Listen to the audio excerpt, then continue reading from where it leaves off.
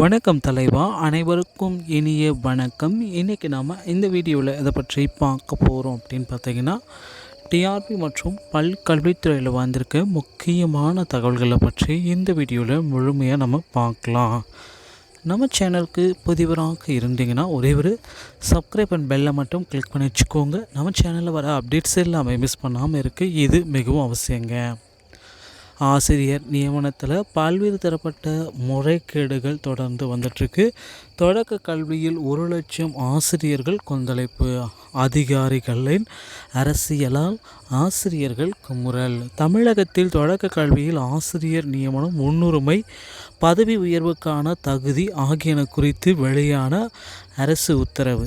அரசாணை 243. இடைநிலை ஆசிரியர்கள் 1,00,000 பேரின் பதவி உயர்வு கேள்விக்குறியாகியுள்ளது.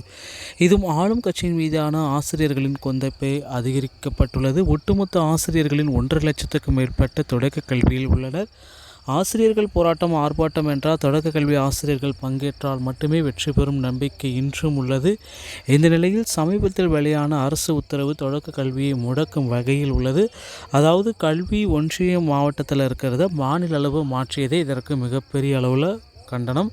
சங்கங்களை முடக்கும் நடவடிக்கையா? இந்த உத்தரவு பின்னணியில் தொடக்க கல்வியின் சங்க ரீதியாக வலுவான செயல்படும் நிர்வாகிகளை வேறு மாவட்டங்களுக்கு தூக்கியடித்து சங்க செயல்பாடுகளை முடக்க வேண்டும் என கல்வி அதிகாரிகள் நினைக்கின்றனர்.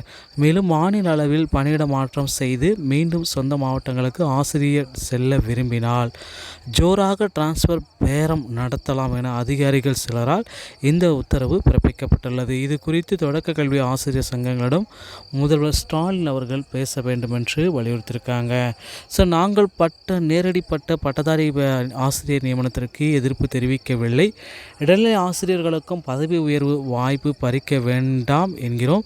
5,000 ஆசிரியர்களின் பதவி உயர்வு வாய்ப்பை 100% உறுதிப்படுத்த 1,00,000 ஆசிரியர்களின் பதவி உயர்வு வாய்ப்பை பறிப்பது எந்த வகையில் நியாயம்? இந்த உத்தரவை வெளியிடும் முன்பு சங்கங்களின் கருத்தை ஏற்கவில்லை. மாநில சீனியாரிட்டியால் பாதிப்பது 90% ஆசிரியர்கள். பதவி உயர்வை புறக்கணிக்கும் முடிவில் அனைத்து ஆசிரியர்களும் உள்ளன. அதனால் பார்த்திங்கன்னா இந்த மாநில சீனியாரிட்டியை தூக்குங்க. அதன் பிறகு பார்த்திங்கன்னா மாநில ஒன்றிய மாவட்டம் மாதிரி இருக்கிற மாதிரி சீனியாரிட்டியை மட்டும் கொடுங்க அப்படின்ட்டு கோரிக்கைகள் எல்லாமே வச்சுருக்காங்க. இந்த கோரிக்கைகளை பார்த்திங்கன்னா அரசு எந்த அளவுக்கு முன்னேற்கும் அப்படின்றத நாம் நிச்சயமாக எதிர்பார்க்கலாம்.